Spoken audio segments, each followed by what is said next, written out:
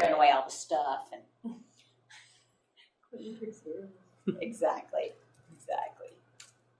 There was an epidemiology conference at NRB on Monday? Was it, or networking thing I saw? Oh, so I was was walking to the parking lot. Oh, really? Yeah. I didn't even know that. Yeah. Cool. I thought you guys would be there. We were at the conference last Wednesday. The aging conference. At NRB? No, it was actually at okay. Geffen. It was really nice. They actually had it together. Epidemiology. It was probably specific. Just said, to, maybe it was. It just said epidemiology. Right. Specific discipline. Right. Or maybe it was hospital epidemiology. Yeah. That could be too. Yep. Yeah, the students had such a nice time in that. Is your screen up what you want to They really Oh, did. so cute. They were like, can we save our badges? It is, yeah, no. That's not it. They can take it home. Is that your If is you that hit, your if you hit play, desktop?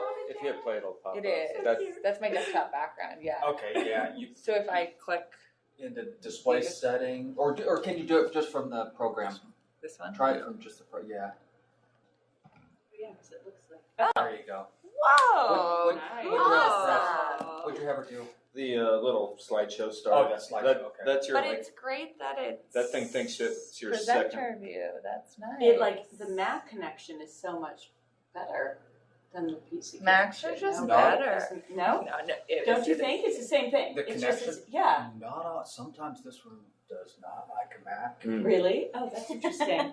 Doesn't it drive you nuts? People are like, it's not my computer. Well, I actually Yeah, you had, get like the green often when you screen or connect, the you can't do just like presenter wavy view. lines. Totally. And so I had saved stuff on Oh, my that was phone a that good I so I could be scrolling through my notes. But this is even better.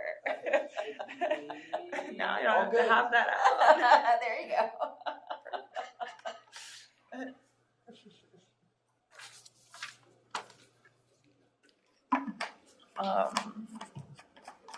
I don't think we'll have anybody calling in, but we'll see. We may Okay. get It's somebody. it's hooked up in case.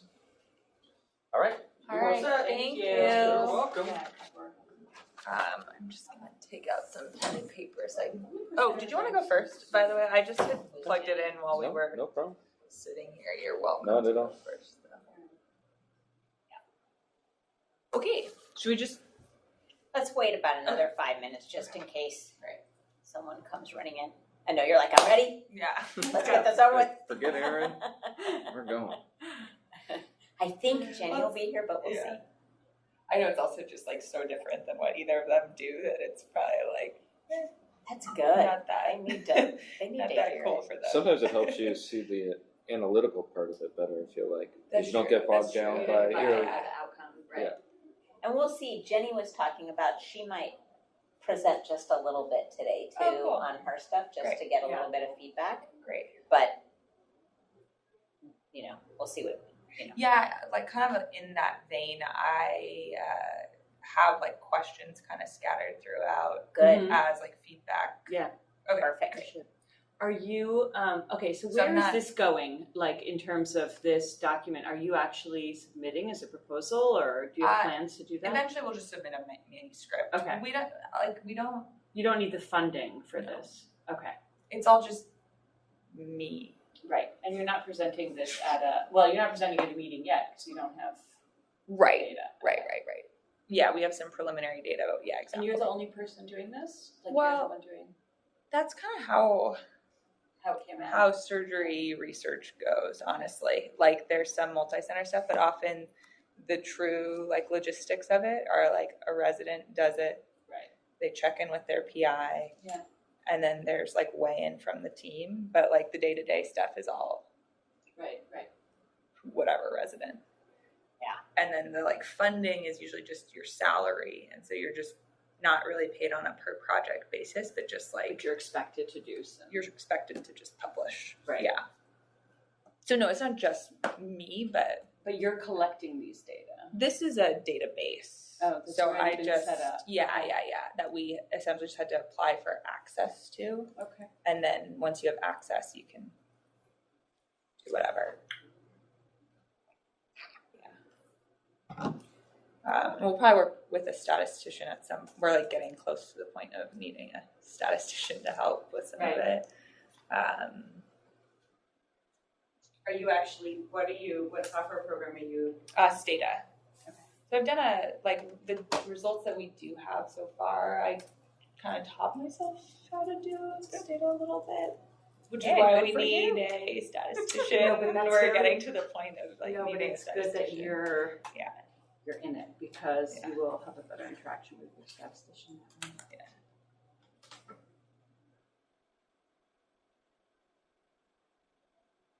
Yeah, that's like the honest logistics of most surgery research, other than the big multi-center stuff. And then, is this gonna be your project for your master's, or you do something else for I that? think I'll probably do something else for that. This we're trying to submit kind of as soon as possible. Got it. So I think I want to do something else with that is over the course of next year where I can actually use those resources rather than this one that we're trying to get in quickly and then it'll be done and then that's I don't know. I want their advice. Yeah. Although I will say, I always say this to people, remember, the purpose of your project is to get you the degree. Oh, that's true. That's true. That's true. Someone told me that when I was working on my dissertation, and they said, No one told me that. Change, no one change told the me world that. later. Exactly, Yeah. exactly. Yeah. And make a whole new field in Yeah. science later. Now yeah, just get your just degree. get it done. Yeah, totally.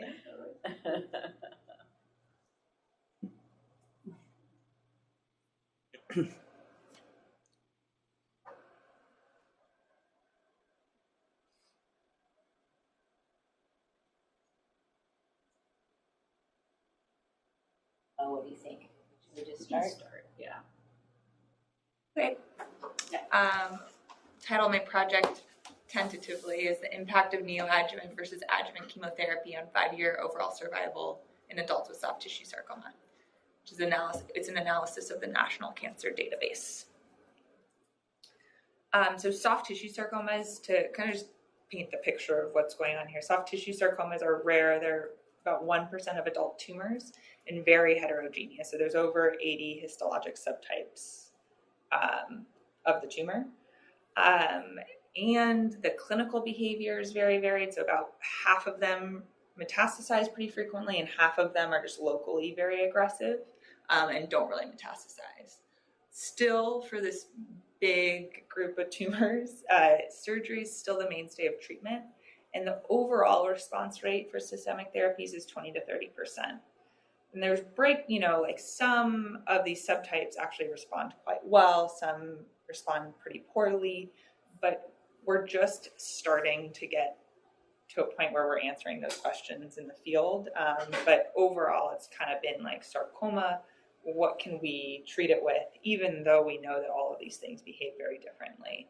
And some of the reasons why these questions are so hard to answer is the fact that RCTs are very, very hard to design in a good way because it is so rare. It's very, very hard to get the patient accrual you need. And even if you do get it, it's a mixed bag of tumors, even though they're all quote unquote sarcoma. So that background, I would say, is relevant for, this conversation. Would probably, I guess, not be included so much in the manuscript itself because that stuff is kind of just known by anybody that would be reading it. Do you think that that's fair to say? I've tried to include some of this sometimes in the intros that I've written, and my PIs are just obviously, take it out. No one wants to hear that. You're wasting space. But I don't know in nicer words, but that's the actual. It depends on the journal. Yeah. Very much so. Yeah. If it's a journal where everyone would know it, I would, you could skip right to it. You could say it all in one sentence. Okay. But you can just, you should probably state something, but again, Right, depending on the right. journal. Okay. But yes, it doesn't have to be more than one sentence. Okay. Yeah. Great. Can I, Yeah. sorry, Please. can you remind me difference between neoadjuvant and Oh yeah. adjuvant? Because I don't. Yeah, I'm actually just exactly. That's exactly what I'm going to get into. Okay, Yeah, you're yeah, gonna yeah. explain it later, Yeah, then no, I no, can no. wait. I'm actually. That's the next sentence. That's exactly what we're getting into next. But that's more of a like background of sarcoma in general, and so then now we're going to get into the why we're talking about neoadjuvant versus Okay. adjuvant. We've like just started to answer the fact of like, are different chemos better for different subtypes? Overall, it's been like fairly crude actually, Got it. because you can't really drill down. With this 1% of tumors, it's really hard to drill down into the different subtypes. So they're just starting to separate that in terms of like, is different chemo needed for different subtypes? Right. Is this or that? So one other big picture question that we haven't addressed in the field of sarcoma is whether or not neoadjuvant or adjuvant chemotherapy, if there's a difference. And neoadjuvant, exactly what you're saying, is chemo given before surgery and Okay. or after. So Oh, if okay. you get chemo before and after surgery, it's still neoadjuvant. And in Okay. fact, usually that's what happens. And then adjuvant is purely after. Okay. Some of the reasons why some people argue that neoadjuvant is better, and certainly surgeons often argue that neoadjuvant is better because it can sometimes decrease the morbidity of the operation. So if you have like, you know, one example that we were talking about this week, there's like this big retroperitoneal, so like back in the flank tumor, and it's right up against the patient's inferior vena cava. And so it's better if you have some sort of space between the IVC and the tumor before surgery. So if you can try to like shrink Right. the tumor, make the operation easier, essentially, that's usually That's one the of the main reason arguments. to do that, right? Yeah, Or that are would be an there other argument for reasons? neoadjuvant. Other people just think, you know, the quicker you can get to some sort of systemic therapy, the better. And usually, you know, practically speaking, surgery can delay systemic therapy pretty significantly, especially if it's a big abdominal surgery. Mm. You know, you might, in a neoadjuvant setting, you might be able to be like, let's start chemo tomorrow. Right. We'll book your surgery for 8 weeks from now. But if you're not going to do neoadjuvant, it might be like, we can do your surgery 8 weeks from now, but then you can't start chemo. There's usually like 6 to 8 weeks after surgery, if things go well, that you can't have chemo. So if you're not treating them neoadjuvant, then it's usually like Too long of a wait. a pretty long wait. So some people argue for having it up front. So let me take back Yeah. before what Yeah, I had yeah, said before. Okay, this is the main, and I it came back to me that Yeah. I think I had this issue also reading the paper. I think you have to hone in on The neoadjuvant. the adjuvant. neoadjuvant. Yeah. That is what you're testing. Right, And given right. that is what you're testing, Yeah. that's the background you're providing. Right. So it is correct, I think, that the sarcoma general information is not the issue here. Okay, great. Your issue here is Yeah. sarcoma treatment Mhm. purely. Mhm. And like, for example, if I'm reading 50% metastasized and 50% don't, I'm assuming that has to do with adjuvant, neoadjuvant differences. No, and if this it is doesn't, more to like, then it's out. Right. yeah. This is more to paint a picture so that of why Sarcoma in general. Yeah. sarcoma in general is so So hard you're- to study these like questions. Like neoadjuvant versus adjuvant is a question that's been answered in like looked at in like most cancers. Right. So you want to But hone it's in like- on why it is important for sarcoma. Right. And even what you just said to us now, the reasons, the hypothesized reasons are that neoadjuvant, it seems like your hypothesis is neoadjuvant might be optimal for survival because of, Yeah. perhaps, meaning you want a direction to your hypothesis. Totally. Right? Yeah. So you Yeah. think it might be better for survival because of Mhm. either the immediate treatment and or more Yeah. successful surgery. Yeah. Right? So those things Yeah. should be there from the beginning. Okay, great. Yeah. Then the adjuvant, some people would argue adjuvant is better because you essentially systemic therapies are often more effective on a smaller tumor. Some people say, and again, it's like hard to know exactly, but that's why there's this, we're not sure, is some people argue that like you're not going to have great effects from your systemic therapies if it's this huge tumor burden.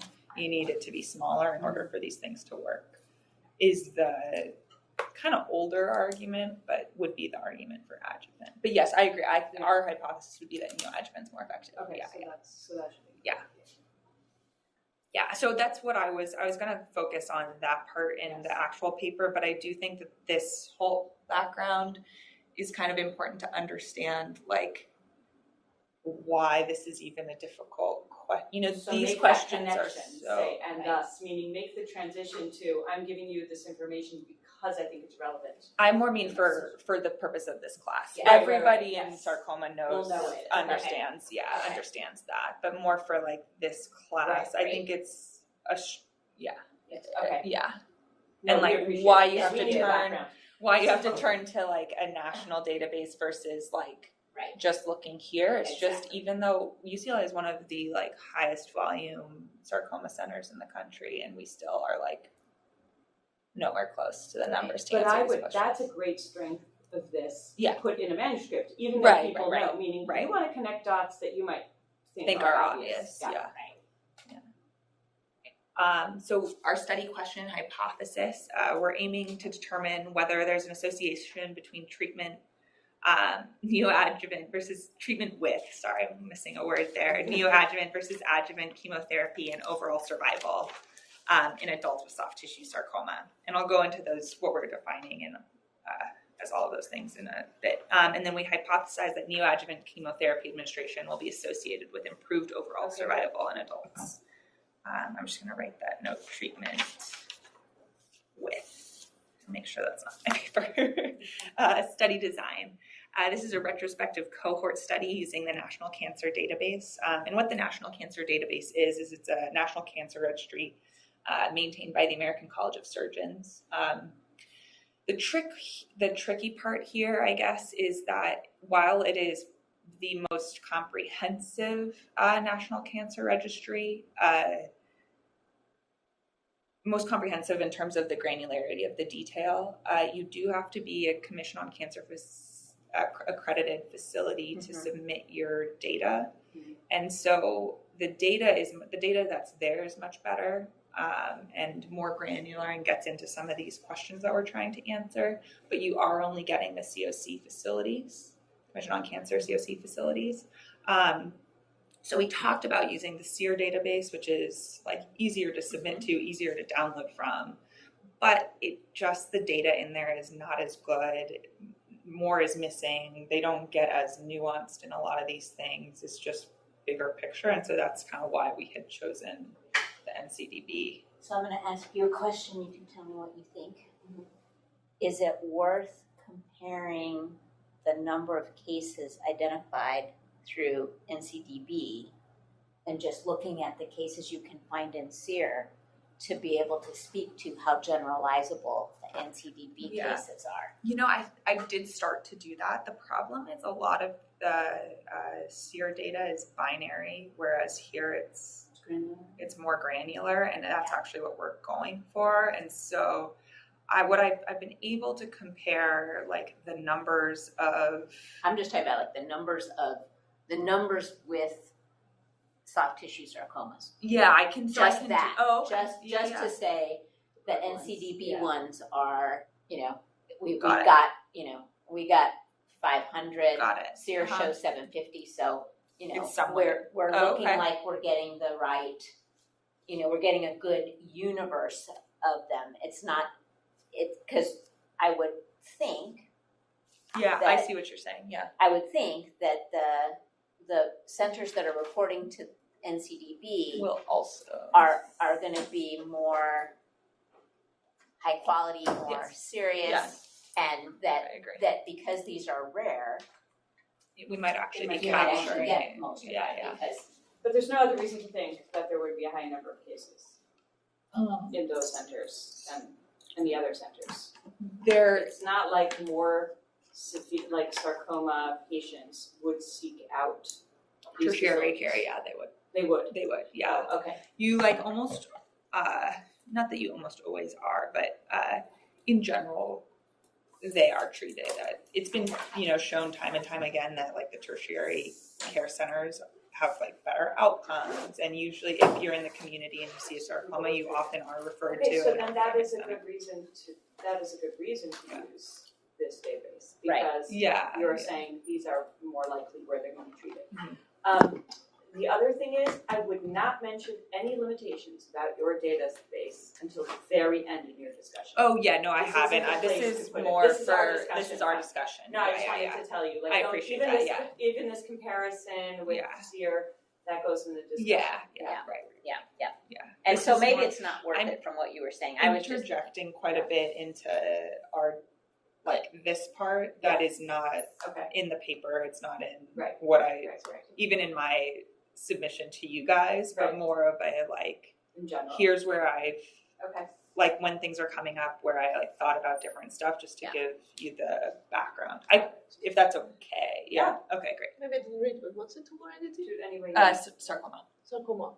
But metastasizing or primary? Oh, we haven't gotten there, but no primary. Yeah, localized Okay. soft tissue sarcoma. Yeah, localized soft Just tissue. did intro. Yeah.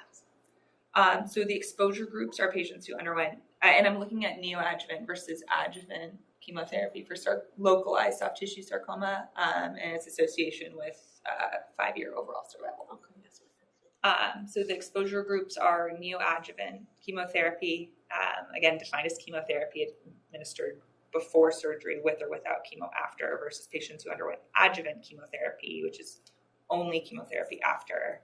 And then the outcome variable is 5-year overall survival.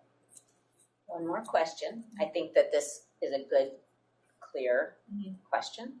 But there isn't any reason to think that, so I'm not saying you should include it, but there would be no cases that you would look at where there was no surgery, where it was only, I mean, that's not the question that you're asking. Yeah, and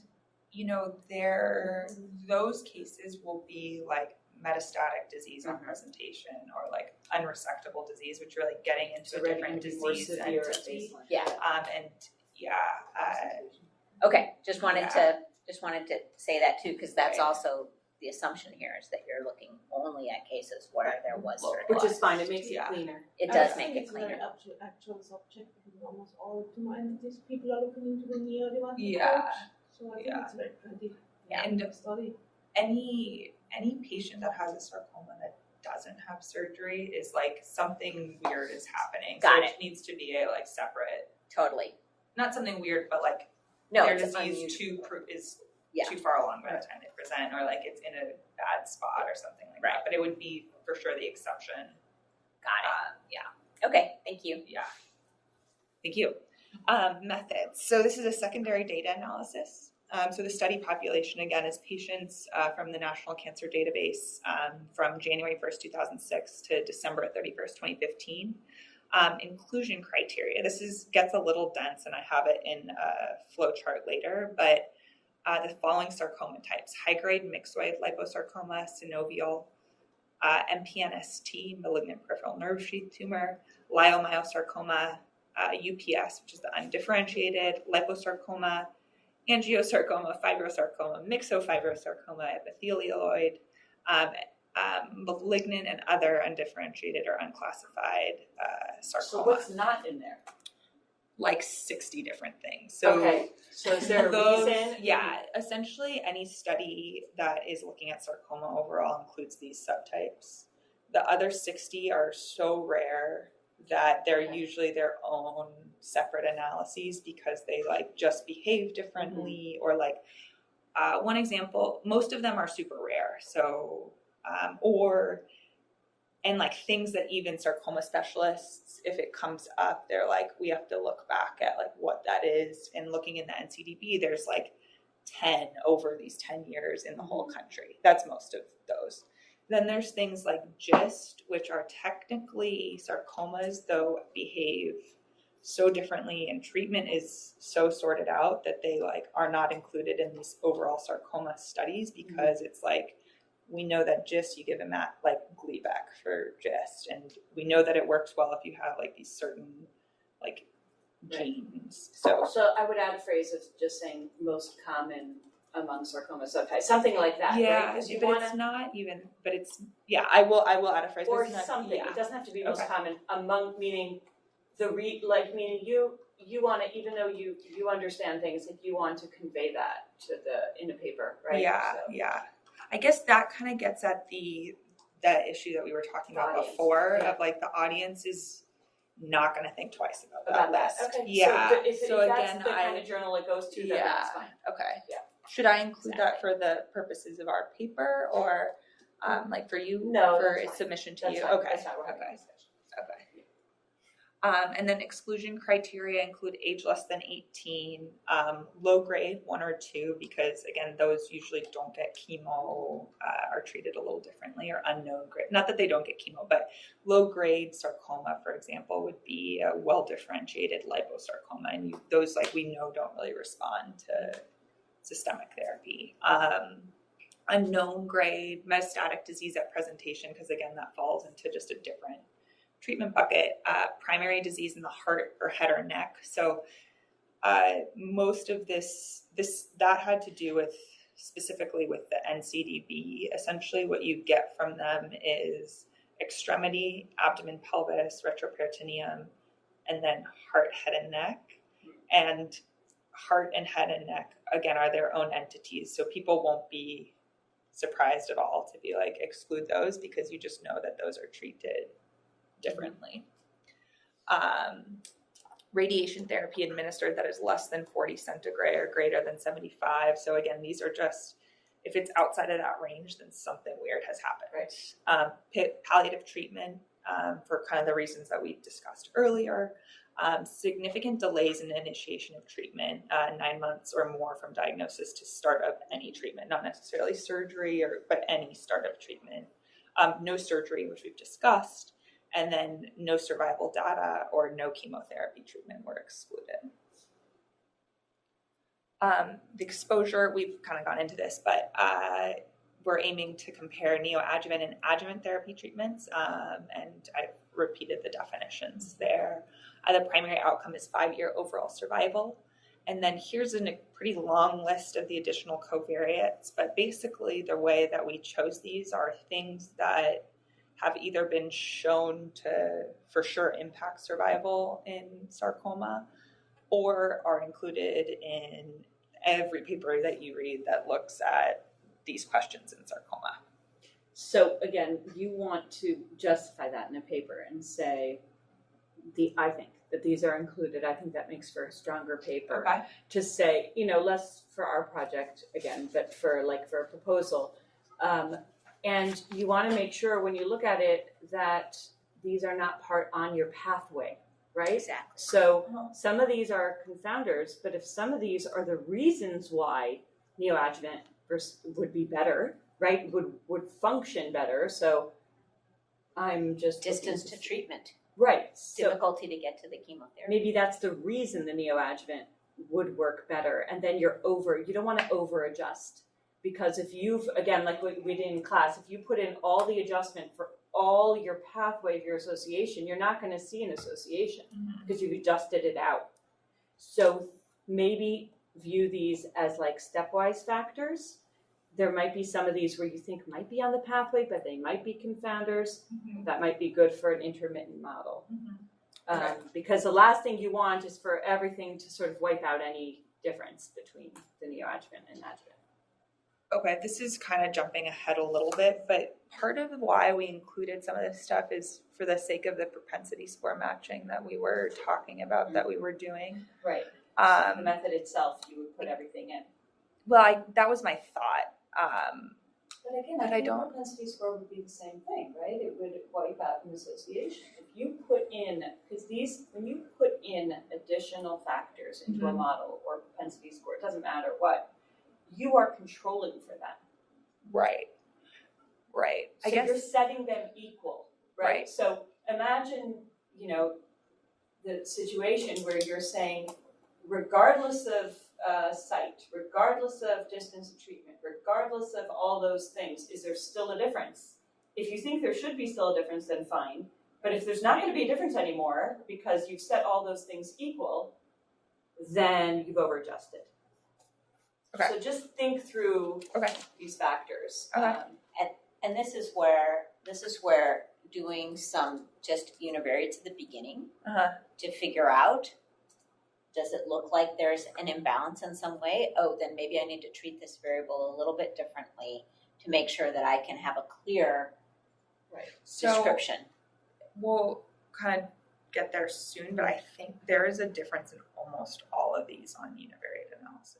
Okay, so that's fine. That's understandable why they're here because you expected them to be. Right. But how do I balance those two things then? Like, not over. I would do stepwise models. So I would consider the factors that you think are pure confounders, right? Like sex, age, race. I mean, those are, you just want to adjust for those. So think of the obvious confounders. That could be your basic model. Okay, and then from there, you have to be really thoughtful about the other factors and increase them, do additional models, including another set of factors that you think could be confounders. They could, but they also could be the reason why the neoadjuvant adjuvant are actually different. Okay. Sorry, I'm just going to write one of these things down on my to-do list here so that it gets back in the right place. Because you want to see what's happening, Right. And that's the only way to see it is if you. Okay. Because it seems to me, and this is just off the top of my head, but it seems to me that there are some of these factors that they are about the disease itself. So the tumor size, depth, the margins, right? So that's a question about what's actually there, and what the more direct mechanism might be. Then you've got these other things that may affect the quality or options of treatment, and that would be facility location, facility type, maybe year of diagnosis, right? So it could be that the neoadjuvant therapy wasn't available in until 2002 in some areas because of a reason. And so those are pure confounders. Right. So those you might want to look at in a different way. Okay. Yeah, but maybe as I said, size and histology might have an important input. Why is Right. Neo not working or not? But the tumor size, so then you want to think of interactions. Well, we'll get to it. But the tumor size and tumor depth, that makes sense that you want to, those are confounders, right? Yeah, those. Yeah. With surgical margins, So. that's the way neoadjuvant, No. or not necessarily. Yeah, I know. The surgical margins, what that's trying to get at is if you have positive margins, that can impact survival. And we don't want.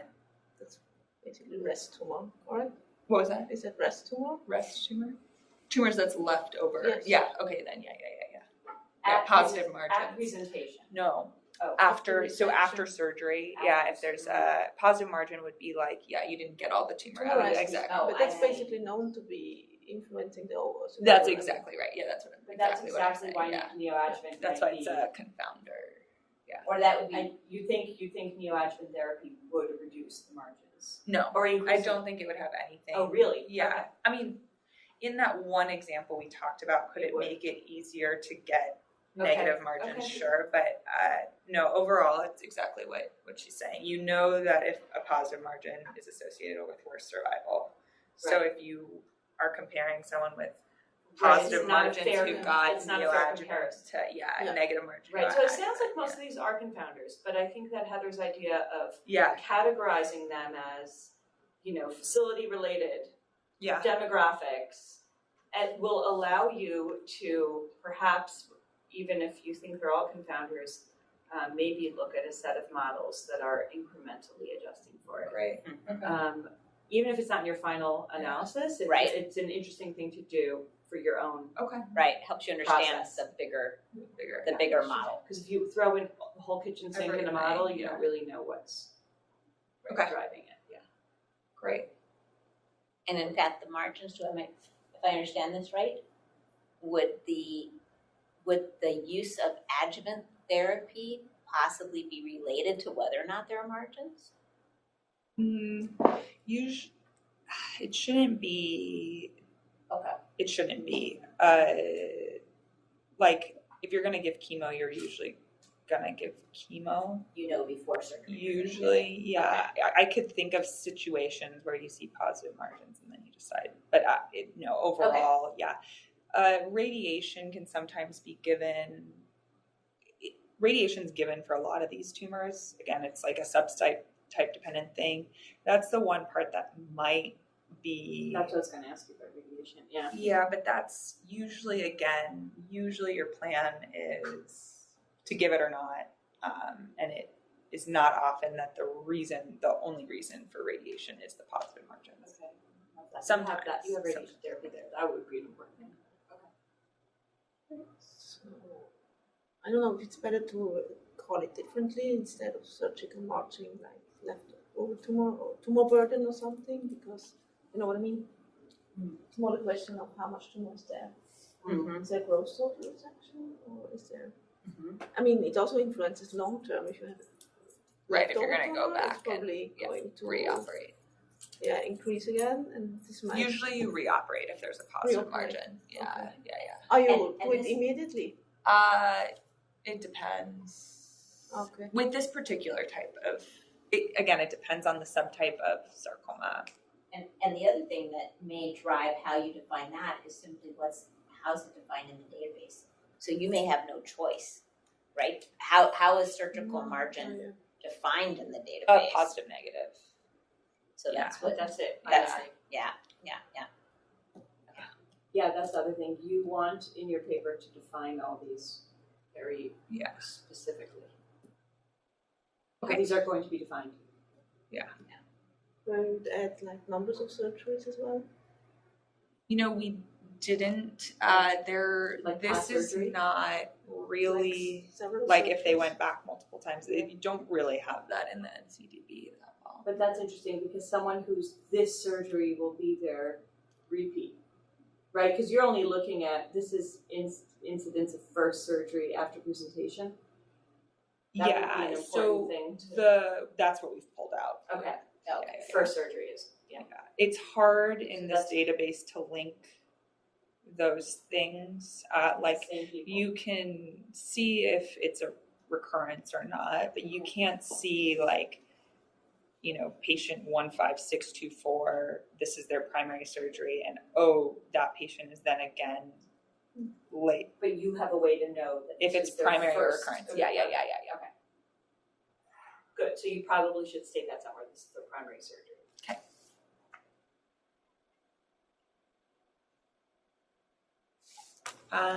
This is a tentative analysis plan. We're going to do the univariate analysis with everything that we listed. And then within each of those groups, specifically neoadjuvant versus, like comparing those two groups, neoadjuvant versus adjuvant. And then all the variables are categorical. So the chi-square test will be used to compare all of them in that first pass. There are some continuous variables in the NCDB. Every paper that has been written in the NCDB in sarcoma is then transformed to categorical. The reason is, I think, because it's how you think about things clinically. So with sarcoma, like the prediction, we predict survival is with these nomogram point systems. And so usually, and it's how everyone thinks through it, and it's how everybody approaches it. And so usually these NCDB categories that are defined are in line with the nomogram, which people is like what is used Right, so it's clinically. turned into a clinical tool, basically. Yeah. And it's just how everybody approaches this stuff. Right. Like less than 5 versus 5 to 10 versus greater than 15 are just treated differently. And so then that's how we've been categorizing it. Like tumor size, right? Like clinically, those entities are very different. And so that's how it's categorized, transformed. Same with tumor depth to some degree. You can get a little bit more information, but essentially it's if it it's like an A or B on the staging system is how we've categorized it, the boundary count. And then it's an observational study. After comparing, doing our univariate analysis comparison between these two groups, we're going to do the propensity score matching, which we've talked about. And then once we do the propensity score matching, we'll do a Cox proportional hazards analysis to determine the association with neoadjuvant versus adjuvant chemotherapy and 5-year overall survival. So why both? Why are you doing propensity score? So you have to do at least this is what I had thought and what Dr. Gornbein was saying that day. Essentially, if you have these two very heterogeneous groups, in order to make them comparable, you do a propensity score matching to then be able to be accounting for all these other confounders, but also be able to do a time to event analysis. I think you need to talk to a statistician further about I have, yeah. Dr. and they said the Alashon, same thing Yeah. to do it both. Okay. So I think that when we just one thing that you might want to do, not necessarily in your analysis plan, but when you do it, what we were talking about, incremental adjustment for different factors, may not work in that sort of scenario. So as a crude type of analysis before you get to the propensity score matching is when you want to do the stepwise modeling of the Cox proportional hazard models. Okay. Just to figure out what's happening, but that's not going to be relevant for the propensity score matching because once you basically have to go with your final. So that will be more. You're saying like more for me than for the purposes of the paper, right? Okay. Because according to this plan, once you get to the propensity score matching, you've identified the confounders you want to go with, and you put them all in right at the same time. Yeah. Right. And you're accounting for all those things. So what he was saying was you will no longer be able to look at them once you've accounted for them in the propensity. Correct. Right. Yeah. Which is fine. That's the way. That's the way to get the final set of models. But the way to sort of do a little, not exploring in the fishing sense, right? But for me to understand, for you to understand what's actually going on, it would be really important before you get to the propensity score matching too. Yeah, well, and this kind of gets. Oh, what were you going to say? Sorry. Oh, I was just going to say it's also potentially future research for you to do. Yeah. Right. Yeah. Because if those things are in there, then it means maybe a slightly different approach to describing treatment delivery in the U.S. Right. Blah blah blah. All that. Yeah. I would also. I don't see interaction here, but I think that it would be really interesting. And tell me if I don't know if this is true, but to see if these effects are different based on tumor size at baseline, right? Because isn't it possible that depending on the tumor size when someone presents, then neoadjuvant versus adjuvant might be different? That would be an interaction. Neoadjuvant versus adjuvant. Meaning it could be that the difference between neoadjuvant and adjuvant therapy is not really significant with very small tumors, but it could be that it's different with very large tumors. That's an interaction. Right. Oh, I see what you're saying. Yeah, so you may want to consider a couple factors that might, think of how we talked about interaction. It's that third factor that might make the association different. Okay. Right. So you're developing some strata that you think are of interest to compare. That's okay.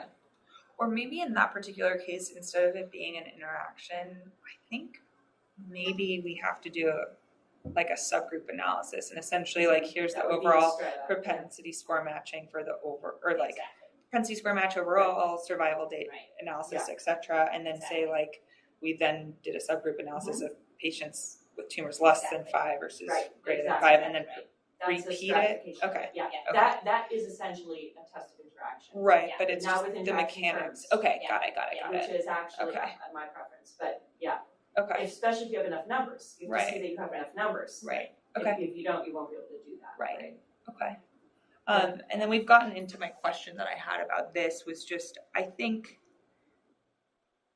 should I be doing a multivariate analysis here? But we've kind of answered that really, in order to get to this propensity score matching point and use that, really you just want to look at the univariate comparison between the two groups to understand how different are they at baseline then you control for that with the propensity score matching, and then you do the survival analysis. And I don't think that a multivariate logistic regression model really changes any of that. Well, you don't need a logistic regression model if you have the Cox proportional hazard. Right, that's what I was, Right. yeah, that's what I was kind of thinking, and that's why this was my plan. Yeah. But I just wanted If you to. have time, usually when you have time to event, you utilize time to event. And the logistic model would ignore time to event. So there's no reason not, there's no reason to do a more, a less precise model. Right, okay, great. But there is a reason to look at the Cox models without the propensity score matching if you do indeed want to look at the individual confounders. And that I know a little less about because I don't usually do these clinical propensity score type analyses. Okay. But you may want to just consider that. And again, that doesn't mean it's your final set of analyses that you put in a paper. But at some point, you may just want to look at the covariates on their own just to see what's happening, so you're aware of the associations. In a multivariate way, right? Not in a variate way when they're actually controlling for one another. Okay. Yeah. Right. And I agree. I don't know. I have not done enough propensity score matching to know, but it could even be that you do a small set of propensity score matches, right? Run the model, then you add some more in to do the matching, run a different, so that you can see, that gives you a little bit of an effect of, okay, now that I'm controlling for this, what's happening? Is there a different? Yeah. Okay. So I don't know. You're right. So that's the thing you have to ask the statistician. Like, do you compare the scores with a different set of confounders, or do you just not even get to the score part and just work on the Cox proportional hazard models to examine your confounders, etc. Okay. And then once you've identified them, you go to the propensity score. Okay. I'm not sure the order. Okay. Yeah. Great. I'll ask them. And then results. These are my tentative plans, although I think I'm going to delete table 2. So figure 1 will be essentially a consort diagram to get to our final study population. Table 1 is the patient clinical demographic and facility characteristics that we had listed and talked about before, and looking at the difference between neoadjuvant treatment group and adjuvant, and again comparing using a chi-square because they're all categorical. Table 2, I was thinking about a multivariate model that I'm going to cross that off. And then figure 2 will be the Cox proportional hazards model. Which is a multivariate model. Yeah, I just more meant a multivariate logistic regression. Right. Of these 2 groups and overall survival. Yeah, and then I'm not sure, there may be something to report about the propensity score matching. Oh, right. Okay. So how successful are you with the matching? And I can't remember. I think normally what there's I've read is, or the ones that I've seen using it, usually just say like after propensity score matching for X, Y, and Z, our population ended up being, you end up losing some, and so they just say we ended up having X number in each group. Mm-hmm. Is all the output I've personally seen. Yeah. But it's usually not right. There isn't a whole table. not a table. No, it's more of a like. But just, I don't get what the scoring does in it. Okay. It essentially makes it so. Here, maybe. I could look it up another time. I don't know what it does in it like better than what the Cox model would do. What is it? How does it improve the Cox model? because I think what it tries to do is you probably read more than I have. I'm just thinking about the applications I've done. It sort of is basically trying to help you identify a similar control group. So that's what it's doing. Yes, It's exactly. It's the matching. Yeah. Exactly. Because in so many of these observational studies, and when I'll show you at least the chi-square stuff, there's just a lot that's different between them. But okay, by so the way, Kaplan-Meier graphs you might want to include as yeah, that was my question. very common. It's Yeah. just like very common Okay. to include. I don't know how absolutely necessary it is, but it's like in time to event analyses, it's just really common. And that would be descriptive. Right. Okay.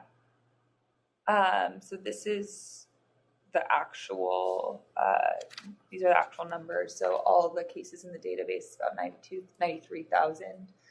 Some of them are miscoded. So if you take out the ones that are not supposed to be in there, you're left with 87,000.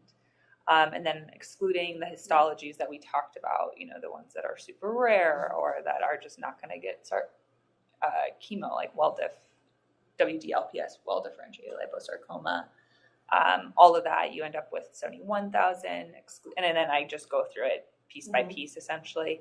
And then at the end, you're left with about 1,400 that got neoadjuvant and almost 2,000 that got adjuvant. One thing to note here is part of why it goes, this doesn't really matter a whole lot. That's getting too nitty-gritty. But anyway. And you may not even need all this for an actual figure for a tick. You may want to collapse some of the numbers. Yeah, this is like not meant to be a final output at all. This is more of a what data do I have at this snapshot in the project, and this is it. And then this is the chi-square. So these are the things. I guess there's not as many that are different between the neoadjuvant and adjuvant. When we also looked at this for yes or no chemotherapy overall. And essentially all of them are significant. You have a very big sample size. So you're very highly powered, which might lead to significant associations. Yeah, right. So you have to keep that, it's like the opposite problem as a small sample size, right? So significance does not mean there's a... Yeah, even doing like the Bonferroni correction though for them, it's even that. Big sample sizes are going to lend itself, meaning till you get to the multivariate, which is fine, it's good, but till you get to the more multivariate analyses, you can't make too much of the fact that these are significant. That's all I'm saying. Right. But you still though have to then control for them in the propensity score matching, and I think. And that's more of that's not only because of the statistical significance, that is that should be an a priori decision for you. Like if you have no reason to think that race should make a difference, no reason to think it should make a difference in this, it does not need to be here, even if it's statistically significant, meaning you need to make a thoughtful a priori decisions on what you include. Now, it could be that it's just a lot of papers used it. It's just a really common thing to do, right? And that's fine. That's also good enough. But again, it's like the correlation causation thing we said. Like if you have enough, you're just going to find correlations between things. So I know this was thoughtful, but I'm saying, moving forward, you want to make sure things are like you have some sort of justification for them. Let's go on to Todd's. One last thing I want to say that you may want to consider a flag for people who did have post-surgery chemotherapy, because that might affect their survival. So this is that is what this is, neoadjuvant and adjuvant. No, but neoadjuvant is that you had it before and or after. So and adjuvant is only after. Only after, right. So I'm saying if you had it before and after, wouldn't that mean possibly different from someone who had it before and not after? They're all in the neoadjuvant group. Right, but you may want to flag the distinction between people who had before and after, or only before. Before only versus before and after, or that just doesn't mean it never happened. I'll look into that. That may not be, I'm just saying it might affect the outcome, it might not. If there's no reason to think it would, then. Okay, I'll look at it. I'll look at it. But great. Okay. Thank you. That was a clinical look like that is crazy. That would never happen. Why are you even saying that?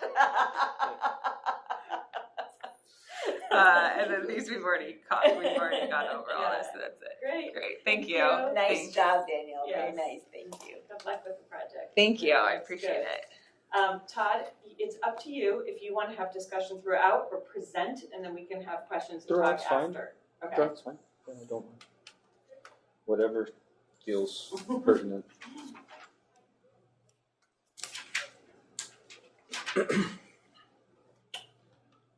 So this is my tentative project for this course, but also for what's now a capstone project. Seems like we're changing it instead of the thesis.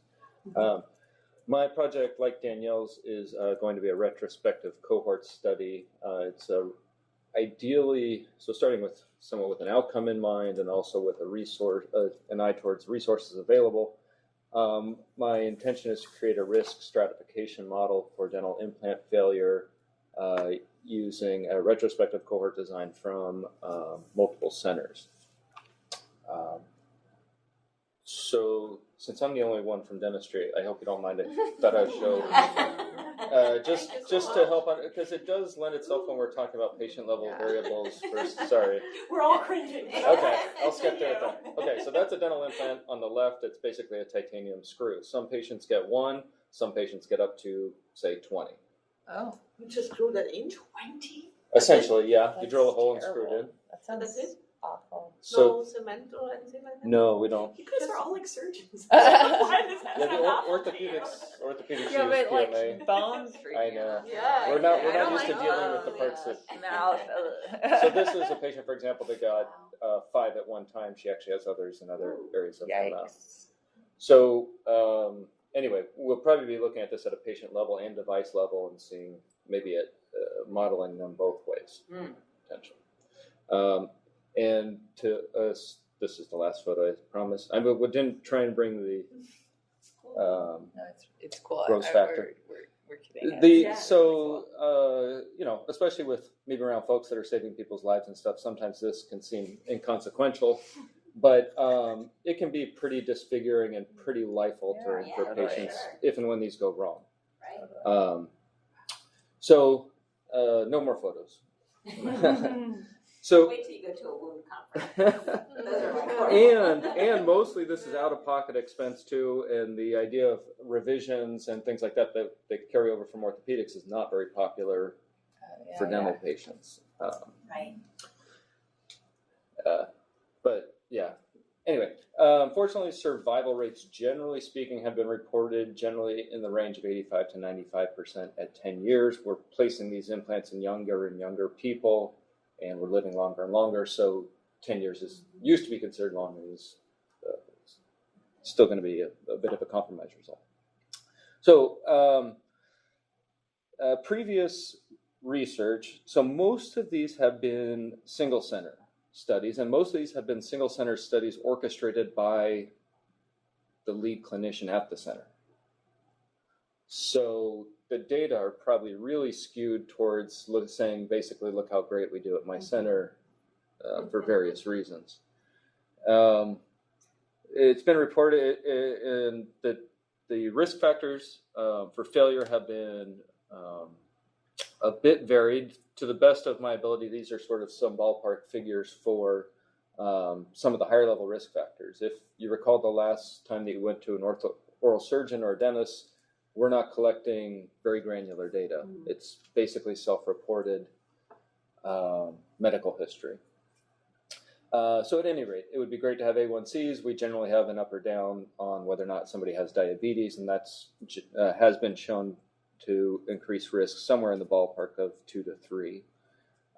Self-reported smoking, and we don't have pack years or time since last use. So generally speaking, smoking on or up or down, again, relative risk about 3. Very high ends of the age group of age have shown increase in risk in a few studies, but not all. The location in the jaw is a bit varied, but that also seems to increase the risk. There's kind of 4 classifications of bone density that are pretty consistent through the different areas of the jaw, but it does vary person to person. Does osteoporosis have an influence? More toward, it seems like it should, but it has not been shown to, with the exception of the use of very high level bisphosphonates and anti-resorptives causing other problems. Which was actually my original thesis plan. That was in one of those papers we. Yeah. Okay. Okay. Medication related osteonecrosis of the jaws. Yeah. You would be glad I didn't bring photos of Of that. that, Oh, yeah. for sure. But they don't look at like just bone strength or bone mineral density We in general. generally do Is not. that We generally don't it's have that too available. invasive a procedure or whatever, too probably hard to do the DEXA scan. It could just be Because professional of the culture. Yeah. It could just be the It would nature just be of interesting. yes. Because as soon as you have material in there, it's not. It was so. But one of Yeah, the so, yeah. after speaking with Dr. Alsop, makes one of the sense. things I am going to try and do is bring in more of the medications, Yeah. medical history for patients into certain classifications and see if there's some Mhm. association with that and whether or not they should be Taking included. some bone meds or whatever. Yeah, exactly. Yeah. And with the osteoporosis ones, well, most of the osteoporosis bisphosphonates are oral, if I'm not mistaken, and most of the IV bisphosphonates, I think, are for cancers. I Sounds believe. good.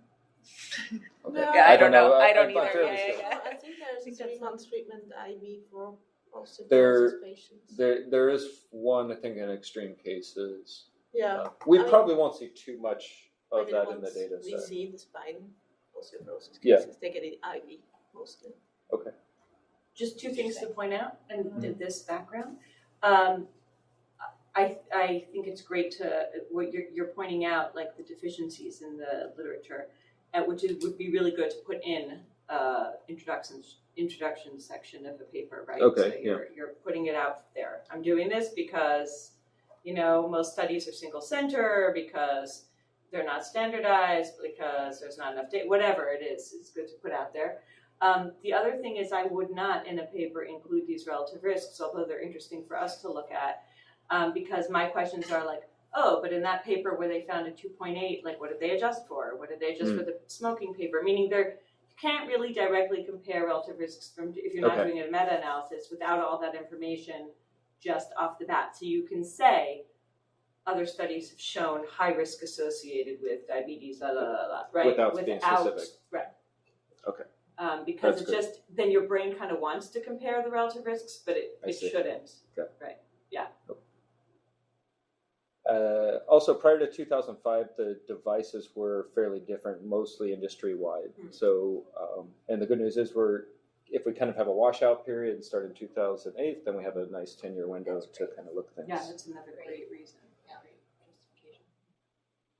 So objectively, again, with my objective in mind, I'm hoping to create a time to event failure model for essentially a few different classifications of patients. As a discipline, we generally, again, say these devices are 95% successful without really thinking through what that means. And time to event analyses have been performed, but they've not been stratified. And so we're lumping all different classes of people. 80-year-old patient with uncontrolled diabetes that smokes a pack a day is lumped in with a healthy 18-year-old. And so I think if we were really looking at how wide that line is, we'd be a little bit surprised. So I'm hoping to kind of create this in some sort of stratification after we run our multivariate analyses. This is adapted from, that survival model is,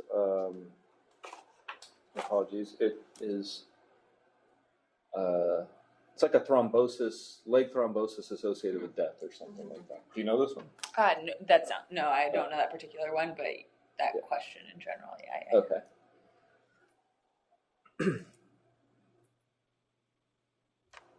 So for the methods, the population to be studied will be patients treated for at least one dental implant at one of 10 private clinics who've been generous enough to allow me to come in and do random chart pulls, with the agreement that I won't be associating their particular center with any particular result. Yep. And that I have access to freely pull. So most of these are colleagues and acquaintances. Probably about half of them are from the greater Southern California area, and the other half I'll be flying out somewhere to pull charts. Physical charts. Hopefully. Wow. Maybe. Yeah. It actually is easier with the physical chart. Yeah, I bet actually. Actually, it's also probably going to be intertwined. half and half looking at these. Yeah, interesting. So, And you're coming up with the sample size of the number you're going to do. kind of guesstimating on what I think I can get done in a day or two, and also based on power calculation and Throw that in. Yeah. yeah, so a little bit post hoc power no, I did a real power calculation. Inclusion criteria is pretty straightforward. Patient has one or more dental implants placed after the year 2008 with at least 6 months of follow-up. The 6-month window is kind of our generally accepted window of knowing if it's successful. So before that time period, we're still waiting for the bone maturation. Exclusion criteria is also pretty straightforward. No implants, less than 6 months follow-up, and or inadequate chart record. So some people will have gotten their device treatment and never come back again. So early failure within 6 months is a totally different thing, essentially. That, when I was first starting the project, that's really what I wanted to look at. And then I realized Because I that remember you talked about the that. problem, it is probably significantly different. I went through a few papers and they were really shoddily done. Some of their variables for explaining why the failure happened were never explained and were probably never able to be explained, to be just conjecture. Probably because it's more technical, right? If it's less than, I imagine early failure is more often a technical problem, so no one wants to talk about it. And it's right? also more technically related to the person that performed Yeah, the exactly. procedure. Because Yeah, it's yeah, a yeah. multidisciplinary Right. procedure with the team, generally Right. at least 3 people Yeah. along the way. But won't it indicate severity of failure? Meaning, if there was a problem, if you really have terrible bone density or whatever, wouldn't it? Yeah. Meaning, I don't know. When you pull the charts, maybe don't just disregard. So if something failed at 3 months, maybe still include it. I'm just wondering. I just don't know. The challenge is we won't have, so I can see failures under 6 months. Yeah. What I can't see is success.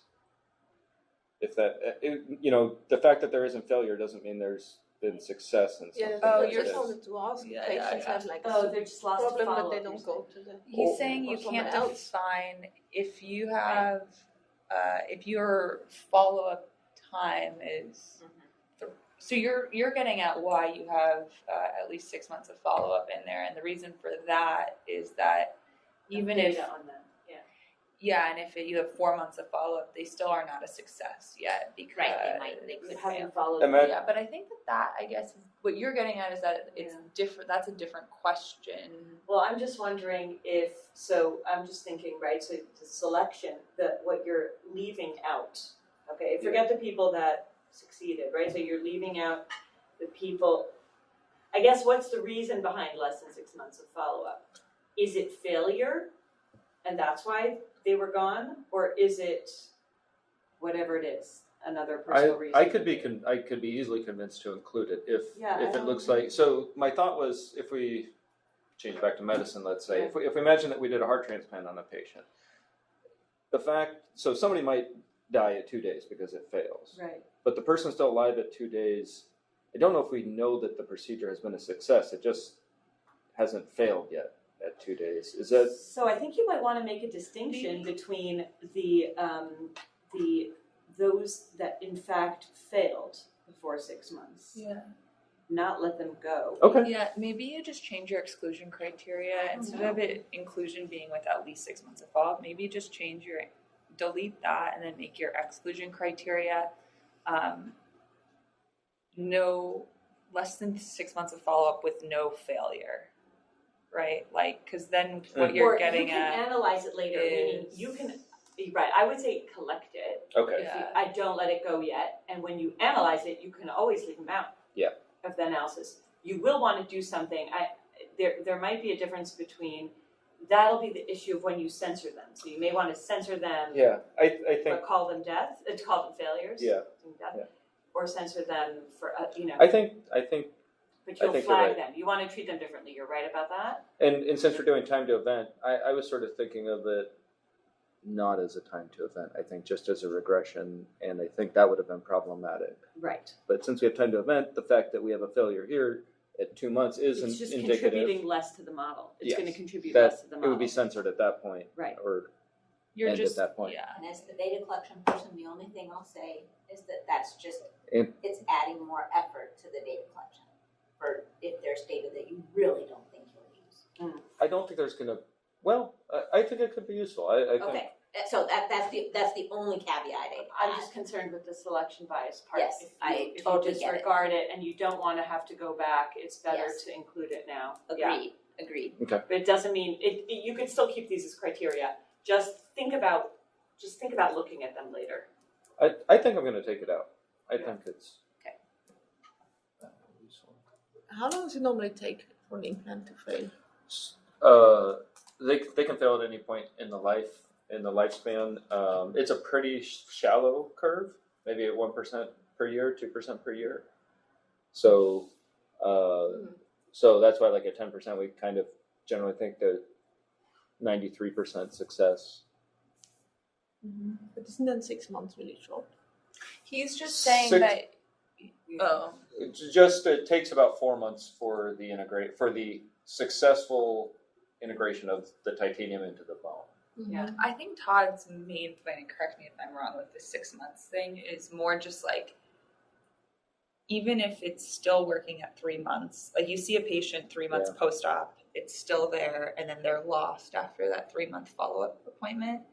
That 3-month success is not really a success unless it's been after 6 months and you've seen, because it takes 6 months. But a time to event. Yeah. But that is fair. If you cannot measure success, if you've determined that you cannot measure success unless a certain amount of time has passed, then that makes sense. Mm-hmm.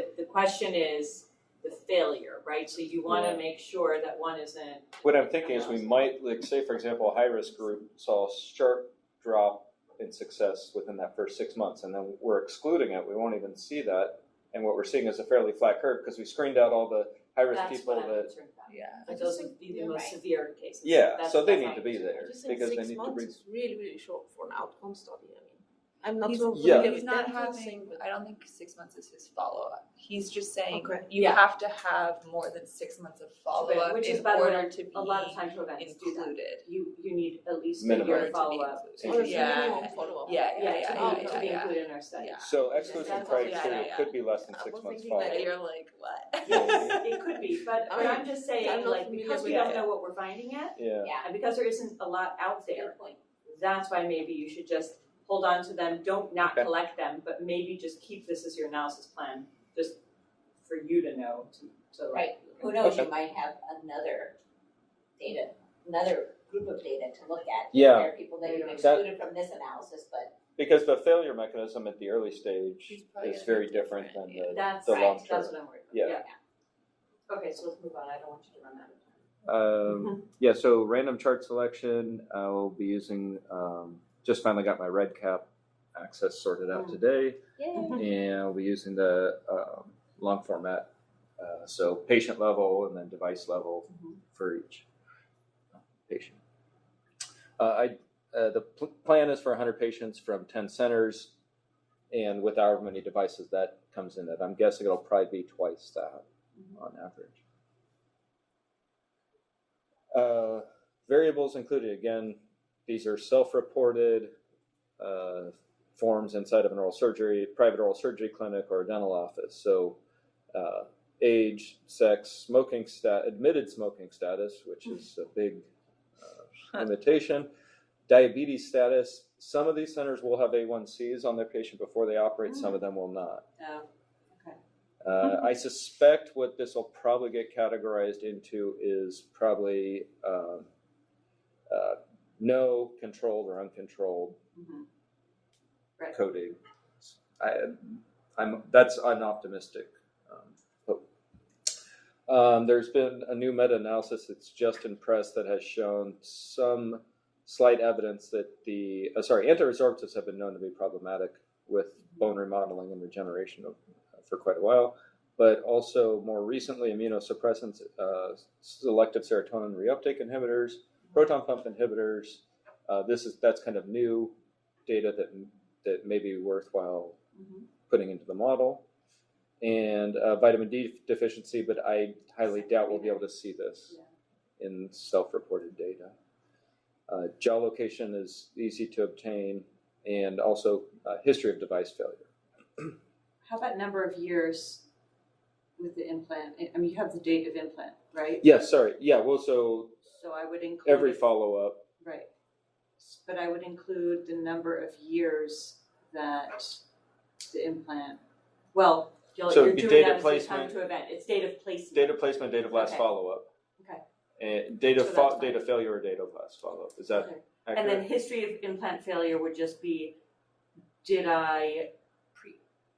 was there any, like, failures determined in one way? Well, if somebody had an implant put in it could have failed.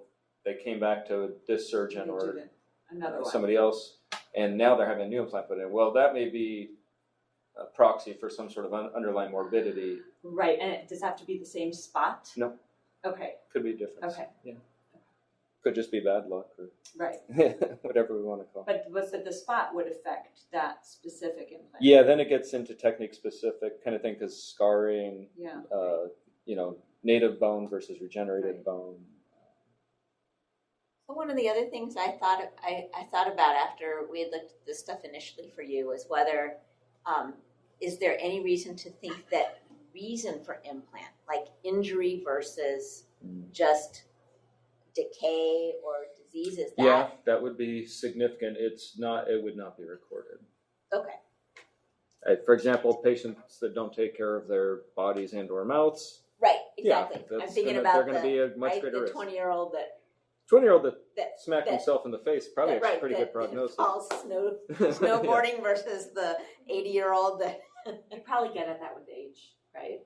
yeah. Unless there's some sort of condition, like physical condition. Right. Yeah. You're probably controlling for it otherwise, but And Okay. race you don't have? Race ethnicity? No, I don't think that most clinics collect Will that collect data. that. Yeah. Interesting. You think it would be? For Do you think it'd be inherently valuable, or do you think it's like a proxy for? Yeah. as a proxy for All kinds socioeconomic of things, yeah. status or Interesting. healthcare You know, access. I'll put it in there, and if it looks like it shows up at enough Yeah. clinics, then Mhm. we have some pretend. Nobody to my knowledge has ever thrown it into a Right. model for us. and BMI would that Don't have it. Yeah, That's so I think it would be Yeah.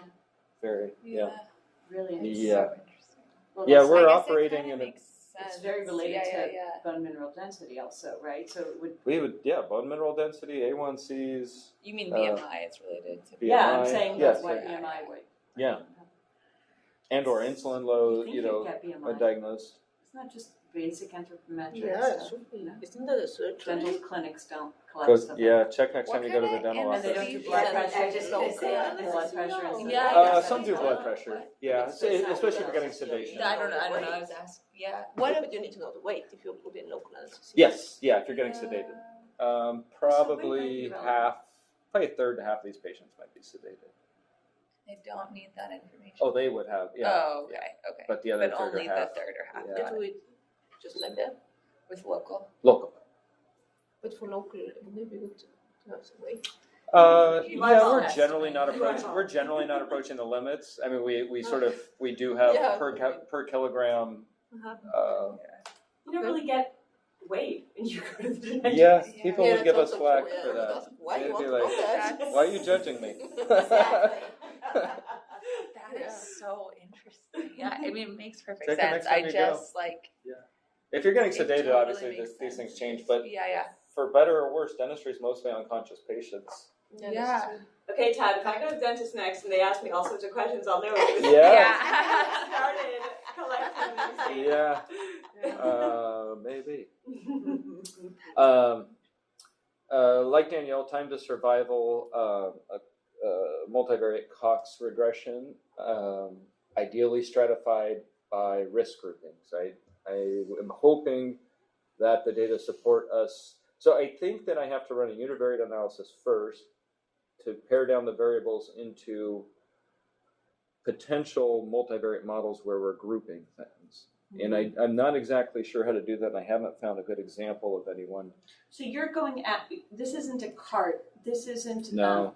Okay, so when you say risk groupings, you're saying to determine, you want to turn your results, so for example, if you have a Cox proportional hazard models and you see high hazard ratios for smoking, right? Yeah. And high hazard ratios for X, Y, and Z, you want to turn that into a risk calculation. A very parsimonious risk calculator. Right, so what you do from that, I think, is that you would, I don't know what David recommends, but you would, I think, spit out the predicted probabilities from your hazard ratios. Meaning hazard ratios are similar to like odds ratios, but odds ratios can be calculated, and hazard ratios can then be calculated to predict, to create probabilities. Mm-hmm.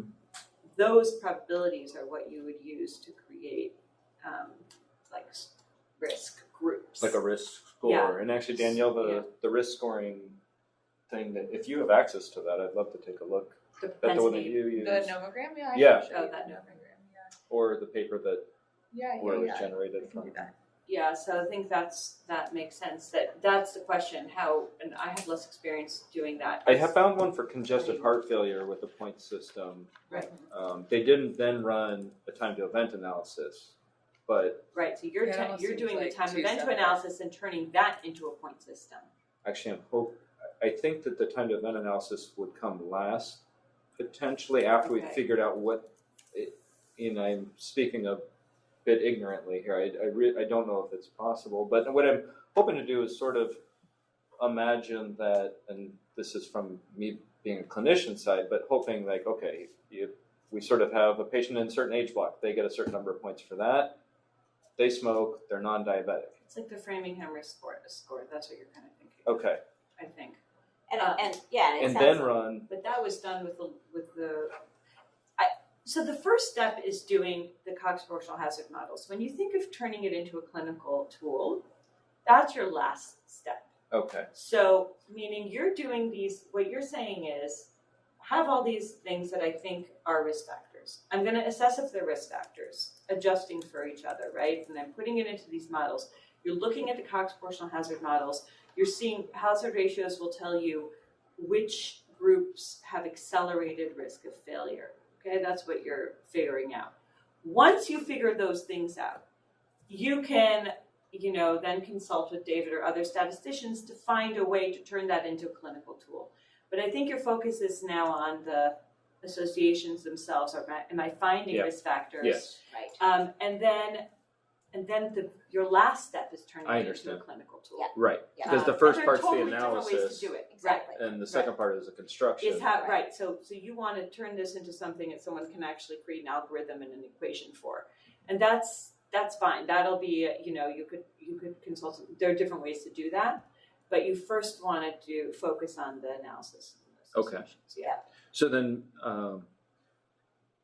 I should probably forget too much. I should probably not get too bogged down on the tool creation at this point That's what until I we think. kind of know what the data. Right. That's right. Right. Okay. Unless there are tools like propensity score matching and those kind of things that Danielle's using, and then creating those are different statistical. I think here it makes sense to do the Cox proportional hazard models as your main multivariate sort of modeling technique, and then afterwards you can turn that into like a probability. That's risk much score or clearer. whatever. Yeah, exactly. But don't be bogged down about that now. Okay. Focus on what you have. That's probably why Yeah. Dr. Ellishoff is like, don't really You have to think worry about that too much. Right, Yeah, let's get right. and I think he's maybe speaking from experience and maybe a little bit skeptical about what we'll end up with. So why worry about what you can't Sure, we make? can- Exactly. Yeah. Right. Because exactly. I probably, and actually this is a bit pared down from what we, Right. as I was going through, it says like, okay, felt like I need to tighten it up. Yeah. Yeah. But it's going to be great regardless because you see there's not a lot out there. So Yeah, it could, and we're an operational discipline, so our journals are not like big epidemiological journals. But I've looked through some of our more impactful research journals, and if this works, if I can even just get the data set, I think it'll Yeah. be more powerful than anything we have. and what I was going to say is too, if you have a lot of like medication information, those could be used to proxies of conditions. Whether or not the Mhm. patient has been asked Mhm. about a condition, if they're taking a certain kind of medication, you could be like, okay, I know they have that, right? So you think you have to be a little creative as to what you're gonna, Yeah. that's great, kind of yeah. use as proxies, Got it. right?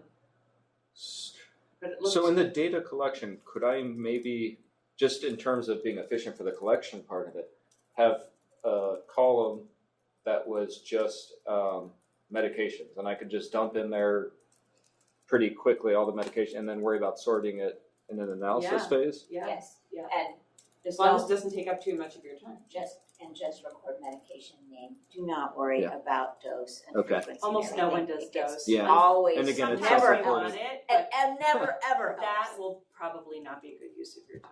Okay. If you're really doing the inputting. Yeah.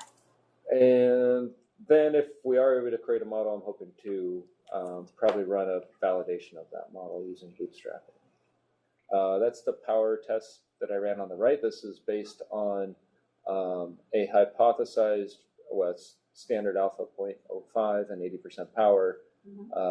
Probably with our exposure being whatever the variables are of interest. Say diabetes, we're probably, I'm really stretching here, just hypothesizing maybe 10 to 1. Will vary highly by area.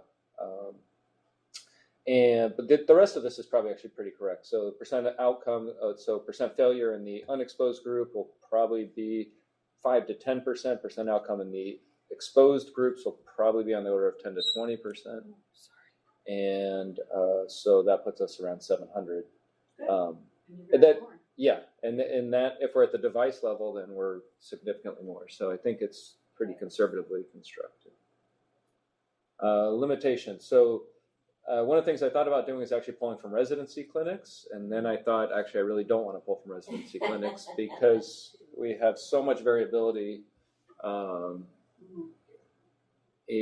thought it would kind of cloud the data, or cloud the results rather in the analyses. So these are all kind of relatively experienced, relatively well-trained, and relatively high volume or significant volumes of this procedure. As Danielle was noting, we're going to be pretty limited by how granular the data is that is available in these settings. Well, the awesome thing is that you've set yourself up so clearly for future research, Okay. right? So if you show anything here, then you write a grant that says, I'm going to go out to all these places, and for 6 months, I'm going to collect all these data on anybody that come in for an implant. Yeah. And then I'll go back in a year or two and collect all of the failure rate data. And then you'll be able, so it's. And we could it's actually great. have more granular data at that Exactly. point. Where Exactly. When you do your own collection. Yeah. So the great news about all the limitations is there's just so much. Perfect. There's room for. You can fund yourself for the rest of your career. Good. The clinicians looking at this will complain that there's no accounting for lots of operational variables. Right. So that will be problematic. Hey. Hello. So right on time. Great. That's it. All right. Well, Thank you. You can tell them that you're the best data that there is out there. So. I know you does emails. Oh, cool. Yeah, that's what I Awesome. was typing. Thank you so sending much. You that, but you didn't get Perfect. a chance to present. Yeah, that's okay. I used my lunch break to prepare anyway. I was really very good. That's okay. I'm sorry, happy to Jenny. set up a Zoom meeting with you if you want us to. I mean, you basically know what I'm going to do. No, but if you want practice Oh, presenting. Sorry Yeah, about that. yeah. Because that's I wasn't okay. sure. No, we weren't sure, and we didn't set up the time. Yeah. I Yeah. missed your Guys, presentation. take some of this. Yeah, I know. Thankfully. Yeah. My analysis. Well, no, seriously, if Did you want you do any? Yeah, Did you use I'd be anything you happy. learned at all? I've been using a lot that we learned. Oh, practice goody. In fact, Fishing for a Yeah, compliment, I know. No, Nope. when I took the 175, Or even you in don't like person. to hear it, but when I Yeah, took the 175, Yeah, I you said, can I'm do going it to come in back person, and audit yeah. this Oh, just as a No, refresher. it's for really you nice. too. oh, good luck.